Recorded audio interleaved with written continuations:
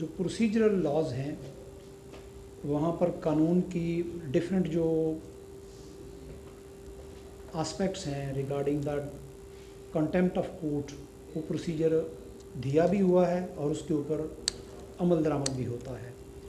Criminal procedure में इसका separate ज़ाब्ता बताया गया है और सिविल में ऑर्डर 39 रूल 1 और 2 की अगर वायलेशन होती है, जिसको हम स्टे मैटर कहते हैं, उसका प्रोसीजर भी ऑर्डर 31 में ही बताया गया है। और दूसरा आ जाता है, जैसे आपका इशारा है कि पाकिस्तानी अदालती निज़ाम में तो आर्टिकल 203 जो है वो डील करता है। इसके अलावा कंटेम्प्ट ऑफ कोर्ट ऑर्डिनेंस 2003 जो है वो अब इन प्लेस है। और पाकिस्तान में सबसे बड़ा जो लॉ बना वो यही था 2003 वाला, कि जिसमें डिफरेंट जो एस्पेक्ट्स थे कंटेम्प्ट ऑफ कोर्ट के उनको डिफ़ाइन किया गया। उनके तहत सज़ा जो थी वो फ़र्स्ट टाइम उस अंदाज में डिफ़ाइन की गई और इसमें 3 तरह की जो कंटेम्प्ट ऑफ कोर्ट्स हैं उनको डिफ़ाइन किया गया, जुडिशल और क्रिमिनल और दूसरा है इसका सिविल। अब जो पाकिस्तान के मौजूदा तनाज़ुर में अगर देखें और former prime minister Imran Khan का केस जो है वो इस्लामाबाद हाई कोर्ट ने सो मोटो लिया पीटीआई के चेयरमैन के एक बयान के ऊपर, जो उन्होंने एक तकरीर थी वहाँ पे दिया, जिसमें उन्होंने प्रिज्यूम ये किया गया कि एडिशनल सेशन जज इस्लामाबाद ज़ेबा चौधरी साहिबा को उन अल्फाज के साथ जो उन्होंने अदा किए, थ्रेट किया है, उनके डेली जो वर्क है उसमें ऑब्स्ट्रक्शन क्रिएट की है। अब उसकी जो इंडाइटमेंट होनी जा रही है 22 तारीख को। अब ये यहाँ पे एक इंटरेस्टिंग एस्पेक्ट है कि ऑनरेबल बेंच जो है इस्लामाबाद हाई कोर्ट का, उसने वहाँ पे बार बार ये बात रिपीट की है कि this is a criminal contempt of court. हालांकि जो जिस लॉ के तहत इमरान खान साहब के ख़िलाफ़ ये केस प्लीड हो रहा है वहाँ पे क्रिमिनल कंटेम्प्ट की डेफिनेशन मौजूद है सेक्शन 6 में, पहले सेक्शन 2 में फिर सेक्शन 6 में उसका प्रोसीजर बता दिया गया। अब वहाँ पे ऑब्स्ट्रक्शन ऑफ जुडिशल सिस्टम जो है वहाँ पे वो बात की जा रही है कि आपने ये बात करके ये थ्रेट किया है और इसके कॉन्सिक्वेंसेस जो हैं वो डिफरेंट हो सकते थे। जहाँ पे जो ऑनरेबल जज साहिबा हैं उनकी शख्सियत, उनके ओहदे के ख़िलाफ़ कुछ भी अमल हो सकता था, वो भी प्रिज्यूम्ड है। अब आगे देखें, अभी चूँकि सब जुडिस है मैटर, तो देखा यही जाएगा कि उनके 2 जो रिप्लाई आए हैं उनके तनाज़ुर में कोर्ट जो है वो डिससेटिस्फाइड थी और लास्ट ऑर्डर जो है इंडाइटमेंट का कि 22 तारीख को उनके ख़िलाफ़ चार्जशीट होगा और उसके बाद अगला प्रोसीजर अडॉप्ट होगा। अच्छा, अगर ये बात वाकई साबित हो जाती है कि उन्होंने धमकी दी है इमरान खान ने एक जुडिशल जज को, तो इस सूरत में कौन सा लॉ अप्लाई होगा? सिविल होगा, क्रिमिनल होगा या जुडिशल होगा? कौन सा लॉ जो है? लॉ तो सिविल और प्रोसीजर ही है, जुडिशल लॉ तो कोई नहीं है इस तरह का जिसमें ये अप्लाई होना है। इसमें क्रिमिनल लॉ अप्लाई होगा, क्रिमिनल कोर्ट ऑफ, यानी अगर धमकी दी है तो फिर क्रिमिनल के ही। जहाँ तक ये धमकी का यहाँ पे इंटरप्रिटेशन की बात है, ना तो अभी तक जो अलेज्ड कंटेम्पनर हैं इमरान खान साहब बतौर पीटीए के चेयरमैन, उन्होंने इस बात से इनकार किया है कि ये मेरे अल्फाज नहीं हैं, क्योंकि एक पब्लिक गैदरिंग में उनके अल्फाज हैं, उधर उस तरफ से इनकार नहीं है। और जो उनके 2 रिप्लाई अभी तक सबमिट हुए हैं बिफोर द कोर्ट, और बेंच ने उसके ऊपर बारहा इस बात के ऊपर भी इजहार किया कि आप बताएं वो अल्फाज या आप उनको डिसओन करते हैं, ओन करते हैं, तो वहाँ पे ये नहीं कहा गया कि हमारे अल्फाज नहीं हैं। कोर्ट ने उससे आगे जाके नेक्स्ट स्टेप पे पूछा था कि आप अपोलोजाइज़ करते हैं ना कंडीशनल, इसके लिए टाइम भी दिया गया। लेकिन लास्ट हेयरिंग के ऊपर जो रिस्पोंडेंट है उन्होंने आके कहा कि नहीं, we are going to face the trial. अब ये हक है हर रिस्पोंडेंट का कि वो कानूनी तौर पे अपने ख़िलाफ़ लगाए गए इल्ज़ामात या प्रज्यूम्ड चार्ज जो है, जो डे 1 के ऊपर सो मोटो एक्शन 150 में आया था कि आपने ये अल्फाज बुलंद किए और उनमें हमें महसूस हुआ कि आपने कोर्ट को थ्रेट किया है और ये क्रिमिनल थ्रेट है, उसके ऊपर वो चार्ज होने जा रहे हैं। अब ये सिविल नेचर का नहीं है, कोर्ट ने कैटेगराइज कर दिया, आपके सवाल का जवाब कोर्ट ने दे दिया कि ये क्रिमिनल कंटेम्प्ट ऑफ कोर्ट है और इसने CRPC के तहत रेगुलेट होना है और 2003 का जो लॉ है उसके तहत पनिशमेंट होनी है। अच्छा चौधरी साहब, ये भी बताइए कि अगर ये वाक़यातन साबित हो जाता है कि थ्रेट किया गया है, तो फिर इस सूरत में ज़्यादा से ज़्यादा सज़ा क्या हो सकती है इमरान खान को? लॉ में तो 6 मंथ्स है, लेकिन उसके जो इम्प्लीकेशन है, ये इंटरेस्टिंग चीज़ आपने पॉइंट आउट कर दी कि हमारे यहाँ पाकिस्तान में जो पॉलिटिकल फिगर्स हैं, माजी में भी आपने केसेस देखे, यूसुफ रज़ा गिलानी साहब का उस वक्त प्राइम मिनिस्टर थे, निहाल हाशमी का PMLN से ताल्लुक़ था, दान अल अज़ीज़ का, इसके अलावा और भी फरदौस आशिक अवान PTI से उनका ताल्लुक़ था। इस तरह से जो केसेस होते हैं वो ज़्यादा हाइप पकड़ जाते हैं मीडिया में और सोशल मीडिया में पर्टिकुलरली। अब जो सज़ा है वो कानून में 6 मंथ्स है, लेकिन यूसुफ रज़ा गिलानी बतौर प्राइम मिनिस्टर जब डिस्क्वालीफाई हुए तो उनकी जो सेंटेंस थी वो था 39 second till the rising of the court, meaning thereby जो टेक्निकली हम वहाँ पे समझे तो वो यही था कि कोर्ट बैठी हुई है, उन्होंने 39 सेकंड काउंट किए और जब राइज़ हुई कोर्ट, साथ लफ्ज़ यूज़ किया till the rising of the court, जब कोर्ट राइज़ हुई तो दैट सेंटेंस वाज एग्जीक्यूटेड। जब सज़ा के ऊपर अमल दरामद हो जाता है तो देन अगला स्टेप जो है वो फॉरवर्ड होता है। यहाँ पर भी यही होगा, अभी देखना होगा, ट्रायल को देखना होगा, अभी काफ़ी स्टेज बाकी पड़ा हुआ है और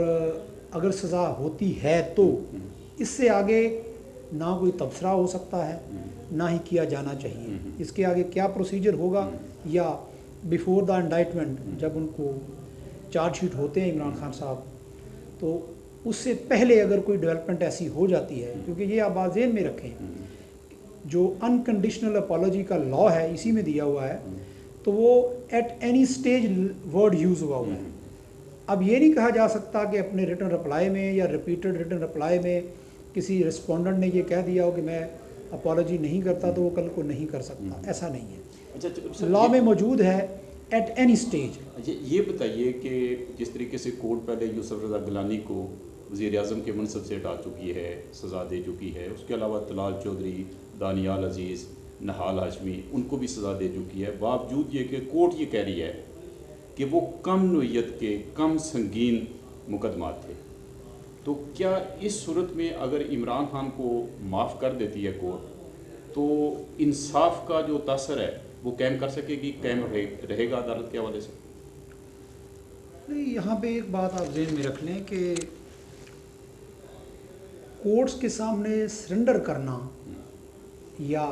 वाइस वर्सा ना सरेंडर करना ये ना का मसला नहीं होता। कोर्ट्स कस्टोडियन हैं लॉ की,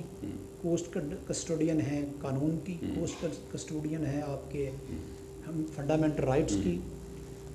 और एवरी कोर्ट जो है जहाँ पे जज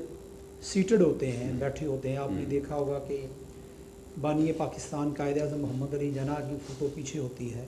और उसके साथ ये सेंटिटी अटैच है सारे डेकोरम ऑफ द कोर्ट के साथ, जज के साथ, जज की सीट के साथ, कि वहाँ पे जाके आपने अपने आप को सरेंडर करना, दैट डज़ नॉट मैटर, आपकी ईगो का या ना का मसला नहीं है।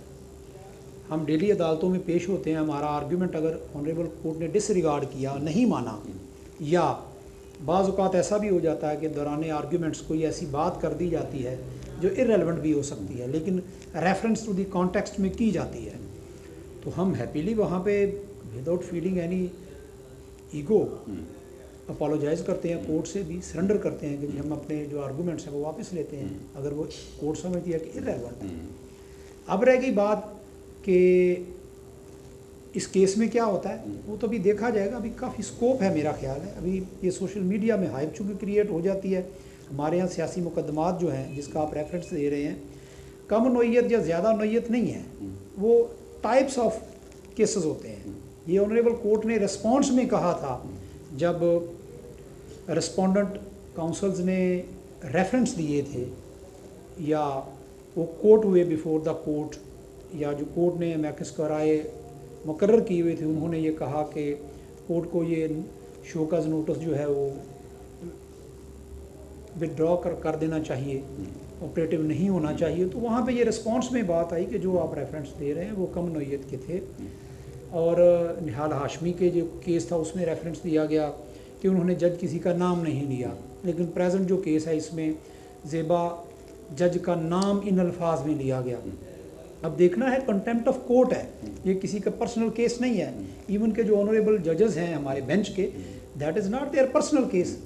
द जजेस are protecting the decorum of the court, honour of the court, और कॉन्स्टिट्यूशन की वो प्रोटेक्शन है जिसको जज साहबान ने सीमेंट करवाना है, इम्प्लीमेंट करवाना है। ऐसा नहीं है कि ये इसको कंपेयर करेंगे तो शायद सज़ा ऐसी हो जाए। अभी इसका ट्रायल होना है, क्रॉस एग्जामिनेशन होना है, अभी सब्जुडिस मैटर है, इसके ऊपर इससे ज़्यादा अगर तबसरा किया जाए तो वो मेरा ख्याल है कि हम ट्रायल के ऊपर असरअंदाज होने की जो भी सोशल मीडिया है वो कोशिश करता है। अच्छा, सवाल यही है कि उन लोगों ने, निहाल हाशमी ने, इन लोगों ने, तलाल चौधरी ने, दानियाल अजीज़ ने अनकंडीशनल माफ़ी तलब की, माफ़ी की दरख्वास्त की, इसके बावजूद भी उनको माफ़ नहीं किया गया, उनको सज़ा दी गई। सवाल ये है कि अगर इस सूरत में इमरान खान को माफ़ किया जाता है तो मतलब इंसाफ के बारे में जो तासर है, एक पहले से तासर कायम है कि ये लाडला है, तो क्या अदालत का इंसाफ का तासर कायम होगा, कायम रहेगा? नहीं, आपके सवाल से जवाब से पहले मैं ये कह दूं कि रिटन लॉज जो है पाकिस्तान की तरह वो सियासी बयानबाजी से डिफरेंट अंदाज में पढ़े जाते हैं और रिपोर्ट होते हैं। इसके बाद आ जाता है केस लॉ, जो अदालतों के फैसले हैं जिनको हम नज़ीर कहते हैं, जो आप रेफरेंस दे रहे हैं, वो जो उस वक़्त कोर्ट ने मुनासिब समझा। चूँकि कंटेम्प्ट ऑफ कोर्ट में डिस्क्रिशन बहुत ज़्यादा होती है, वो जो ऑनरेबल जज साहबान ने, बेंचेस ने मुनासिब समझा कि ये हमें इन हालात में जो अटेंडिंग सर्कमस्टांसेस हैं या पेक्यूलियर फैक्ट्स एंड सर्कमस्टांसेस हैं उनमें ये फ़ैसला करना है। उनका जो उस वक़्त एनालिसिस था, उन्होंने जो फैक्ट्स को जज किया, लॉ को अप्लाई किया, उन्होंने कर दिया।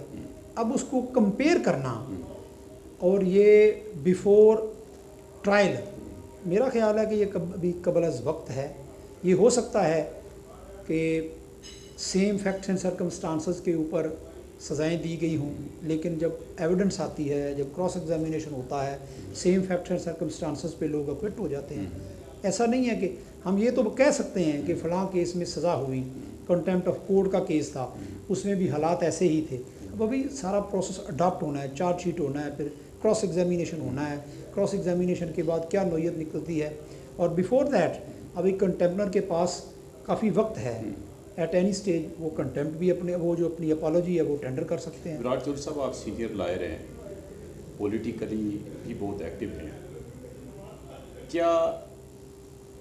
जजेस का स्वाबदीदी इख्तियार इंसाफ पे असरअंदाज हो सकता है? पाकिस्तान में बहुत ज़्यादा होता है।